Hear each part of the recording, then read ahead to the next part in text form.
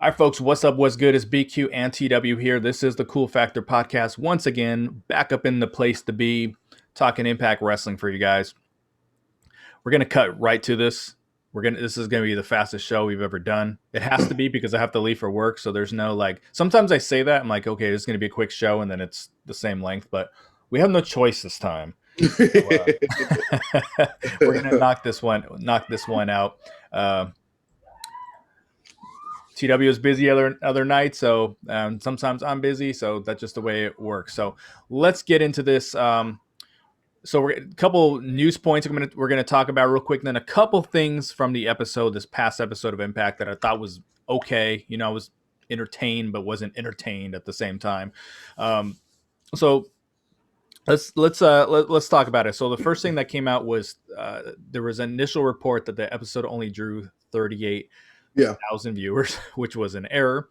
right. But that this was the updated number came out later, and this was after people spent all day losing their minds about this, Yeah, making excuses, blaming the NCAA, blaming Rich Swann, and then it was corrected to 148,000. Which was right. up from 116,000 last week, so that's good. Mm, It was a pretty decent bump. So let that's me a good pose ball. this. Let me pose this question to you, Hmm. because as I just said, people are even going as far to blame Rich Swann as the champion for the Right. reason there's issues. So, do you think an individual who is holding the world title, dictates viewership and how well a show does? In a nutshell, no. No, I don't. I don't think sorry, let me get my sound right. Better. All right. So no, I don't think that the individual holding the world title specifically dictates viewership that much. I mean, I think it does somewhat. Like, for example, when Kofi Kingston was holding the WWE Championship, I wanted to tune in. I wanted to see exactly how are they going to treat him, how are they booking him, yada yada yada yada yada yada yada. So that did, and honestly, when he lost the title, I did lose a lot of interest in what they were doing, but I haven't stopped watching. You know what I mean? It changed my interest, but it didn't change my watching habits. So, so I'm gonna say no.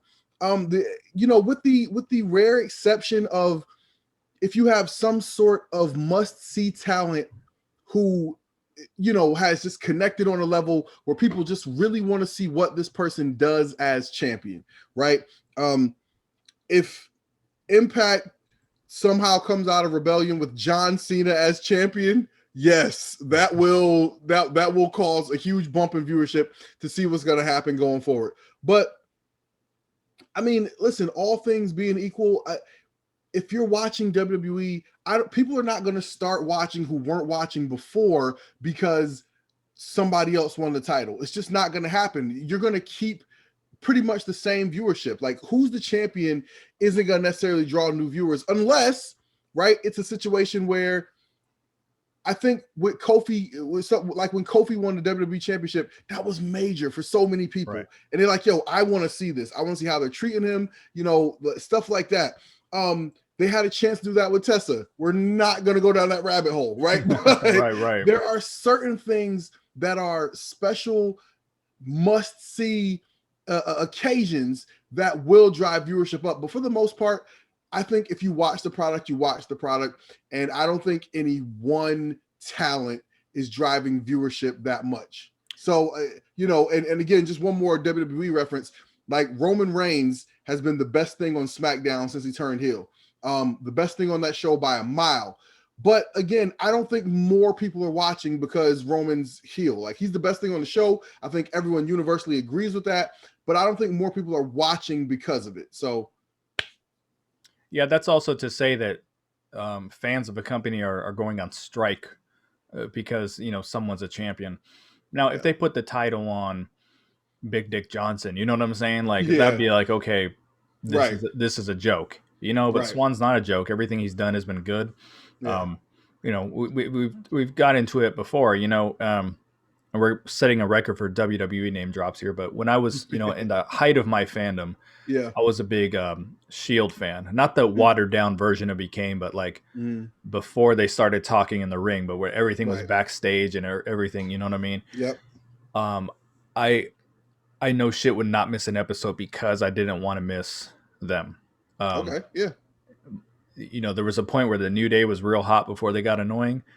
I would, Mm-hmm. I wasn't gonna miss SmackDown because I wasn't gonna miss that New Day segment. You know what I mean? So there's Right. been a couple times in my life where there's been a certain team or certain star that I'm like, I really want to see what they do tonight. I think Matt Hardy was that for a lot of people with Impact at one point, doing the broken stuff. But I don't think, for me, whoever has the belt or the belts or whatever, that's never dictated. Oh, I'm taking time off until this person loses the belt. Right. Um, so I don't think it has anything to do with it. I don't think Rich Swan's done anything to make people tune out. Right. Like you can't say he's phoning it in. No. Everything he does is good. We've talked about it. As far as like he's dancing a little less. You know what I mean? I would, if I were him, and I'm not a wrestler and don't know shit, but if I were him, I would change my tune up to be a little more serious and not so, what's up, my brother? I Yeah. don't think that works as a world champion, but Yeah. but that's it's a it's Mhm. a, it's a minor thing. I mean, I haven't got my Rich Swan shirt on today, so I'm Oh, representing. okay. Here's the second question I got for you. I uploaded a video on YouTube discussing this. A lot of people totally agreed with me and understood where I was coming from, and for some, the point I was trying to make, with all due respect, kind of went over their heads, just because the feedback I got was not the point I was trying to make. So that's Mhm. kind of why I said that. So I'm not going to go into it too much, but I'm going to recap. Impact has a history of piggybacking on what other companies are doing to create their social media content. Right.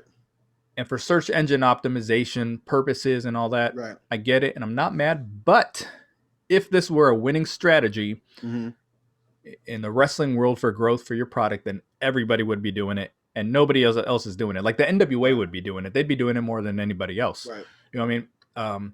When you're trying to expand your audience, I just don't think it's the way to go. We talked about this offline last week, but there was because this is an island Impact is all alone on, in my opinion. I don't see other companies doing this. We Right. talked about it last week offline, where Brandy Rhodes posted her maternity photos, and then Impact claps back right away with, they didn't clap back, but they responded with a Right. Rosemary versus Brandy Rhodes Yeah.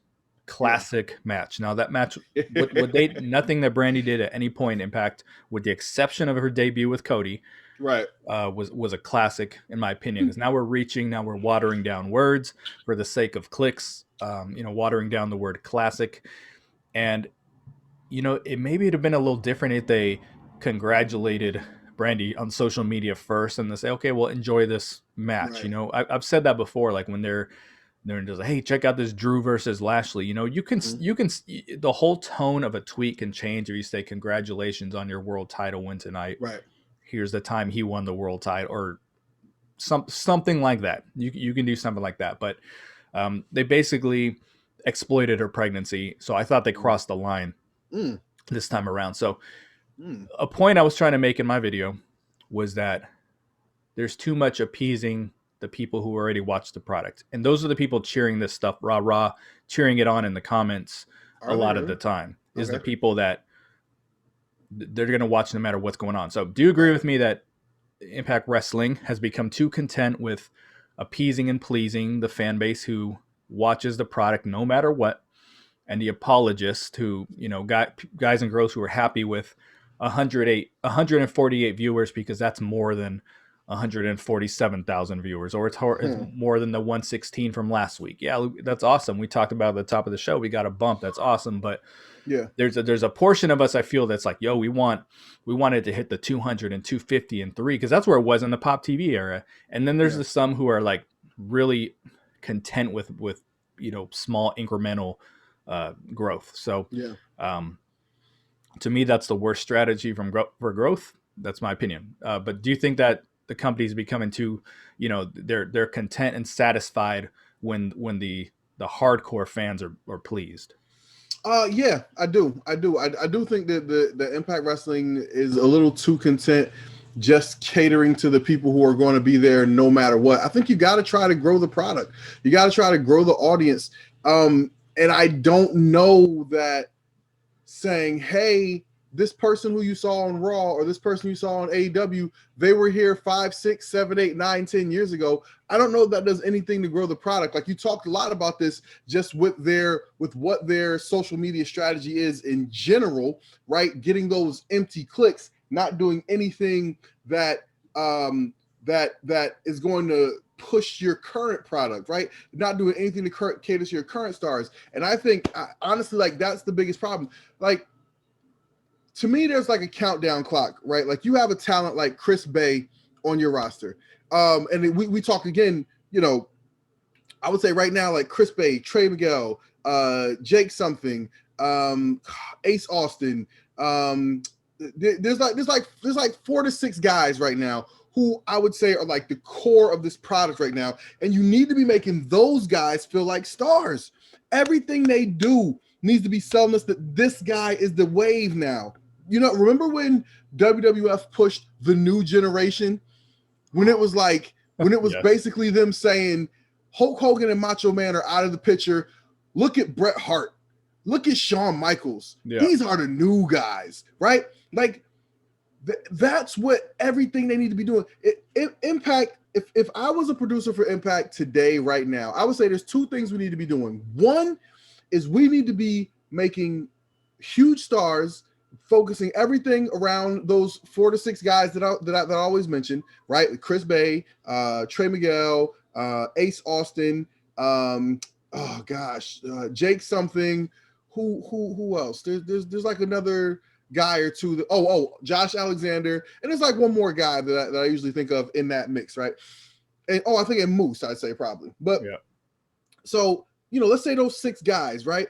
Building everything around those guys. Those are your good guys, your bad guys, your future. Everything needs to be built around those guys. That's one thing I would do. The next thing I would do is I would, instead of showing me every footage of every WWE and AEW talent, whoever stepped foot in Impact, you need to start showing me the lines of people who waited to get into the biggest crowds you ever got. Show me interviews those people standing online going, I can't wait to see James Storm and Bobby Roode. I can't wait to see, Gail Kim. Show me people walking out of the building going, Lashley killed it tonight. I can't believe he won. Eric Young, oh man, like show us that people like your product, that real humans like your product and go to your shows and cheer. Those are the 2 things I think Impact needs to focus on.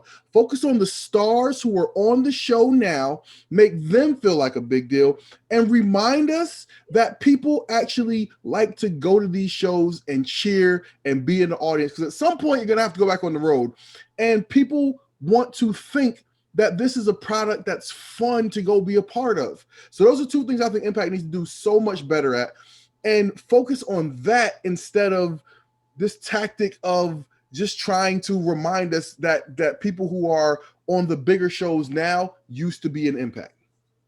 Right, and it's getting to the point now. It's almost being done. And and I made a point the other day. It's just not Scott and Don Callis pulling the strings on this strategy. I don't believe that, but it's almost like they're doing it to be funny. It's gotten to that point where like, Yeah. how quick can we get this match out? And I really want to be clear. I feel like I got to say this over and over. Like, I'm not saying don't be proud of the library, don't be proud of your classic moments, but a classic moment is a classic moment. Kurt Angle Right. debuting, um, Christian Cage debuting. Like, I wasn't even mad when they posted that because that was a legitimate classic moment. Some of the Drew and Lashley stuff I think was really good. So, they posted that stuff after the WWE stuff. So I get that. But when you're taking a turd and polishing it up real nice and be like, hey, here's the diamond, that you start watering down. Right. The branding thing was a bridge too far. Right. And it's just, before we move on to the next point, one of NWA's marketing strategies before they went into the first episode is kind of what you were saying. They released a video package where they were actually interviewing fans after the first episode or the first 2. They did 2 episodes in a row, I guess, in a day. they interviewed the fans after they left, and they just, oh my gosh, it reminded me of when I was young. It did this and this. I wasn't Yeah. expecting this. The atmosphere was, that was one of the points where they put it out there, and that was circulating on social media and on YouTube, and people were like, oh, and that first episode was of course their highest viewed ever episode. 500,000 people. Mm-hmm. So reaching out and touching someone. I got another upload I'm getting ready to put on the channel about just connecting with the fans. So right. Let's talk a couple things from the episode. Yep. Again, my opinion of the episode, that it was okay. I was entertained, but I wasn't entertained. Like, I wasn't bored, but there was. I think this was the first episode of the set of tapings. I could be wrong. Okay. I think it was. I've always expected when that first episode hits. Yeah. That's from a set of tapes. They're gonna hit me with fucking something like that dictates, hey, this is what the rest of the episode, the rest of the tapings are building. The rest of the episodes are building towards in a set of tapings. I haven't gotten that feeling last week and this week, but I think this was the first one. I could be wrong about that. I felt watching this episode that I saw things coming ahead of time.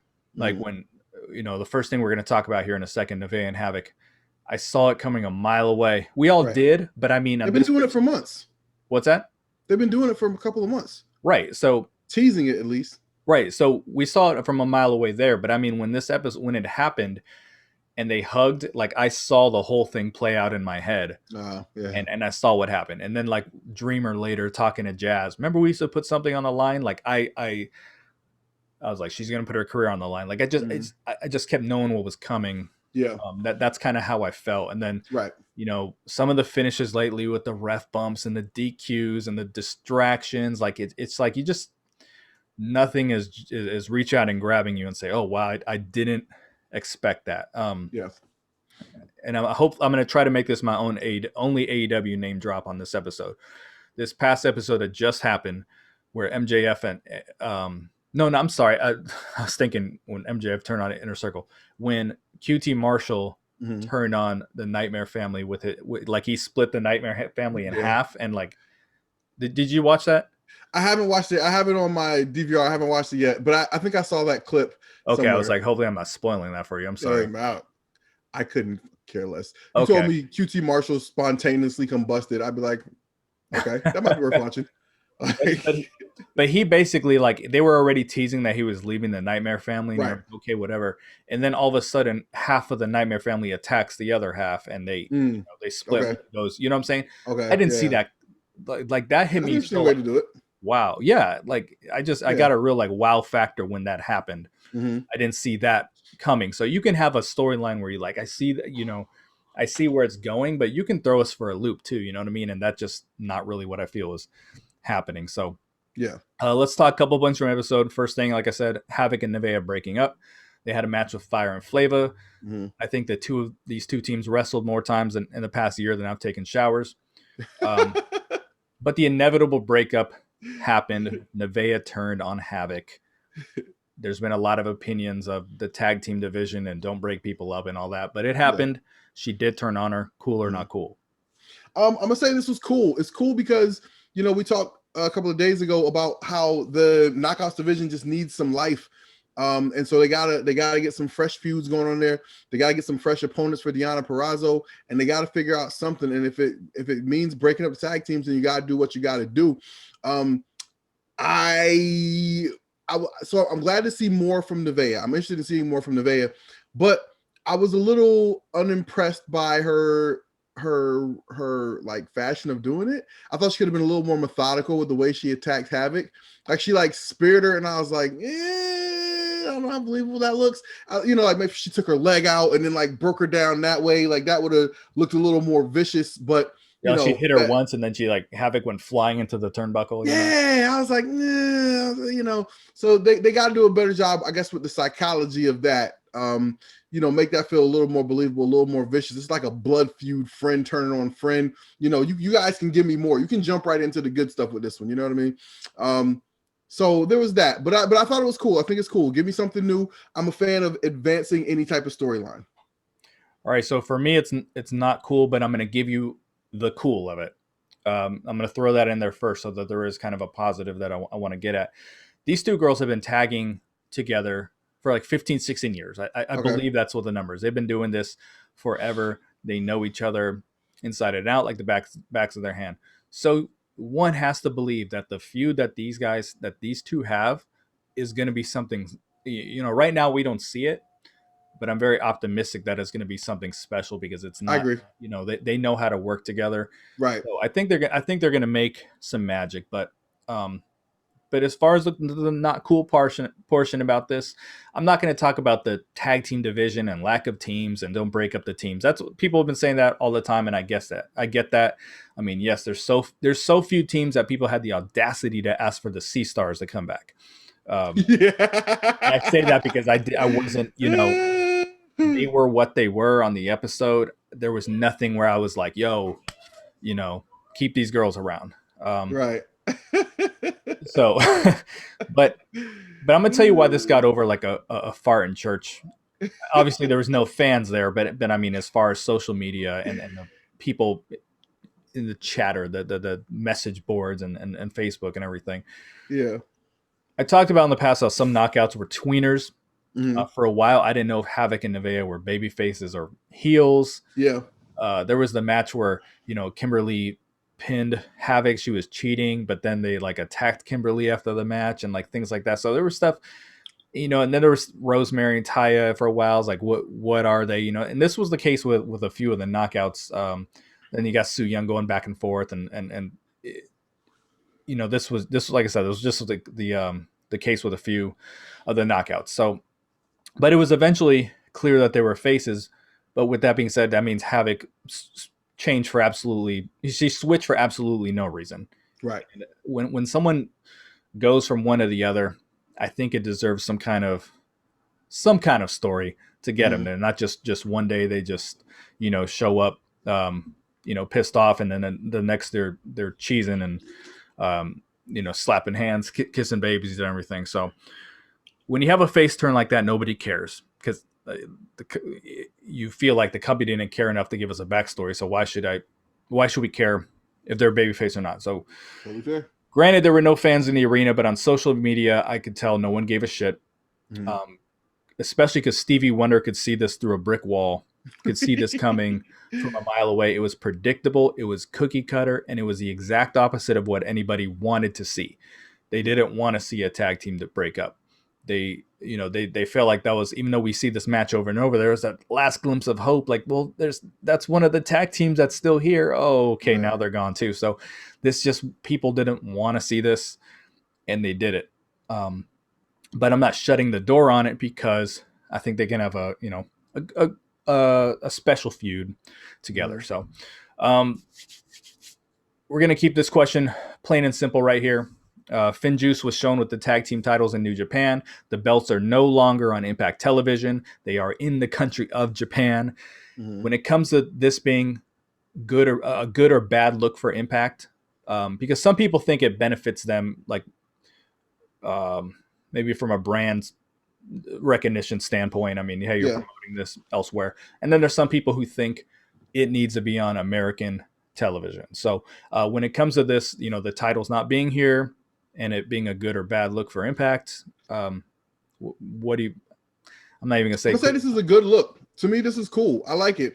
Just looking at the video package that they did, they show Finn Juice, in Japan, touring, going places in front of fans, winning matches, nice little highlight package with the Impact Tag Team titles. This makes your Impact Tag Team titles feel like a big deal to people around the world. So one day your Impact champions can come there with those titles and defend them, and they mean something because they've seen them before on people who matter to them. So this is great for Impact. This is a great thing for Impact. If you're Impact, you want your name brand to get recognition around the world to as many fans as possible, with the idea that one day you can play a show in front of these people and they'll be interested in coming to see your brand because your brand name has to mean quality, right? So with Finjuice taking those titles to Japan and playing in front of the Japanese fans, they're representing the Impact Wrestling brand name, and they're giving quality work. So you're telling the fans there that this brand means quality. So I think it's a great thing for Impact, honestly, because what else would those titles be doing? Going with the Good Brothers to AEW every week? So I'm going to give you the flip side of this. So I'm gonna say it's not cool, but not in a negative reason. It would be cool if if Finjuice was actually defending those titles in Japan, but instead of just kind of carrying them around. So if they were to have one or two matches defending the Impact Tag titles, I think that would be really cool. And then on the flip side of that, you just said, what are they going to do? Be on the AEW? Good Brothers bringing them to AEW. I'll say it like this: Lewis and I were having this conversation. This past episode of Dynamite, the Good Brothers wrestled on the show, and they didn't have the Impact Tag Team titles. Right. That was the one thing that differentiated them from the rest of that roster, Mm-hmm. and it gave the announcers a reason to say Impact Wrestling, or they were announced as Impact Wrestling Tag Team Champions. Now they're just two dudes on Dynamite, and they felt like they were AEW guys, and not Impact guys. The belts were at least that visual of that. If the announcers weren't going to say anything, at least they had that visual that they had the belts. So that's just the kind of argument I have to that. But I see like the cool side of it, the positive side of it too. So I'm not totally like against it. It would just be nice if Finjuice was defending it out there. Next question. All right. So next question. We had two announcements regarding Hardcore Justice and the Knockouts. Two announcements that I'm sure have the wrestling world buzzing right now.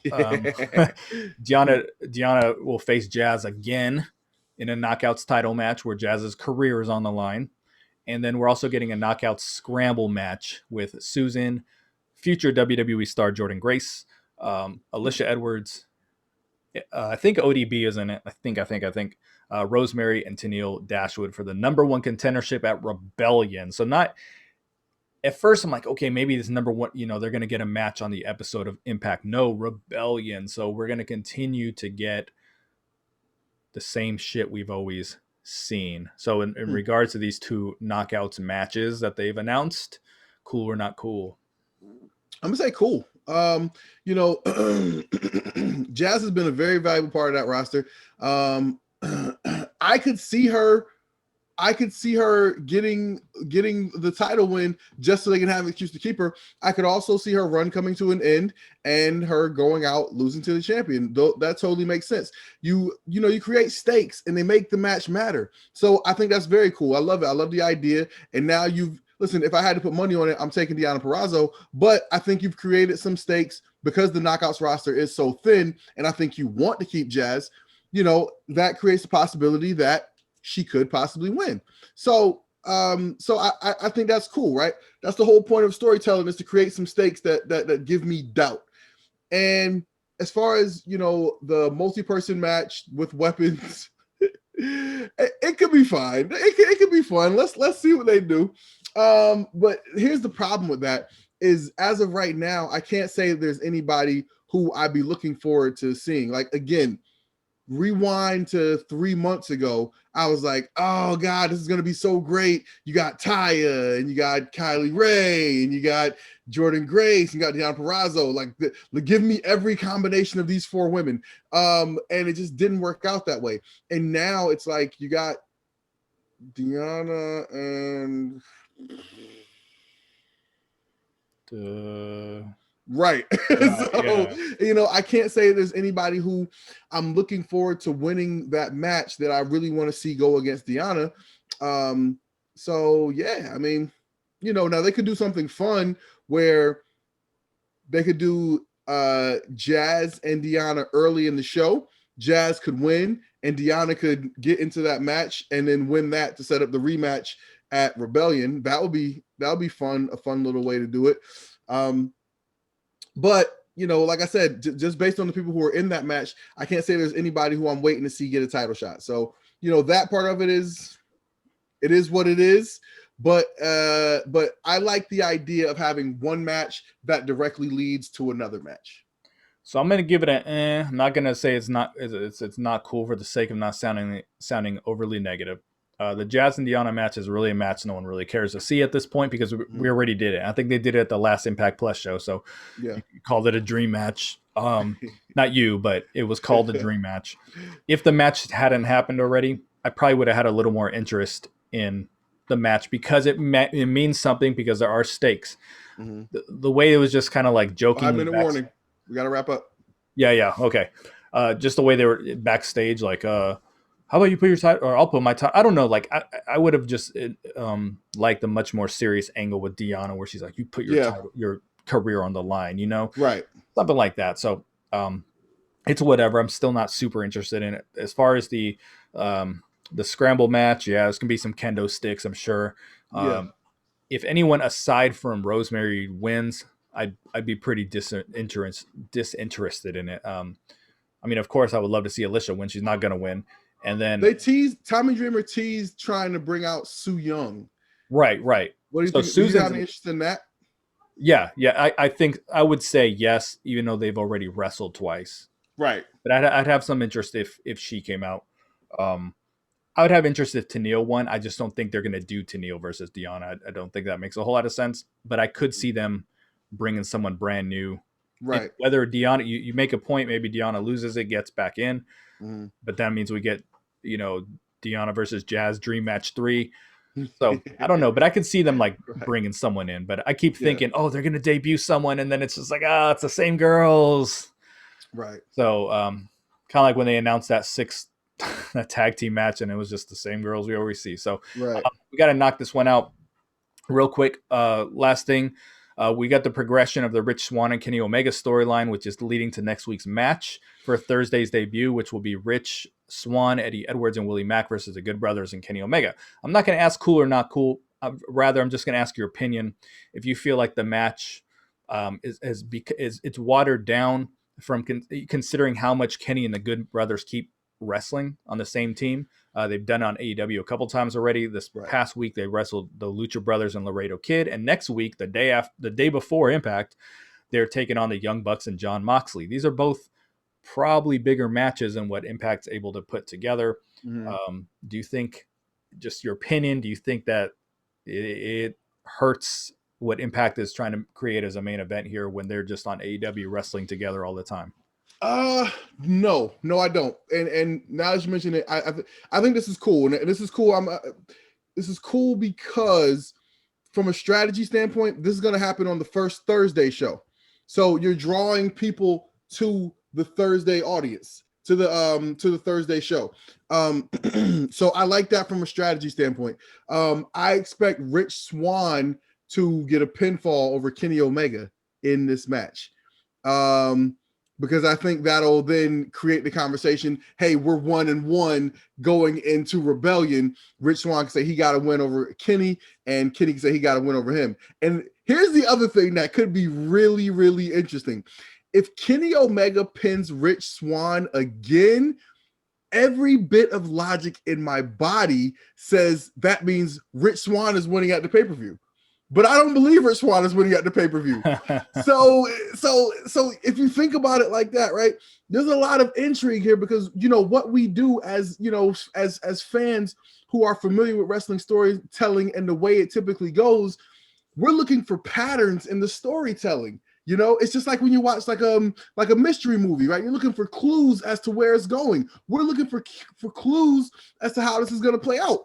And typically, you want to end up with your babyface protagonist winning at some point, right?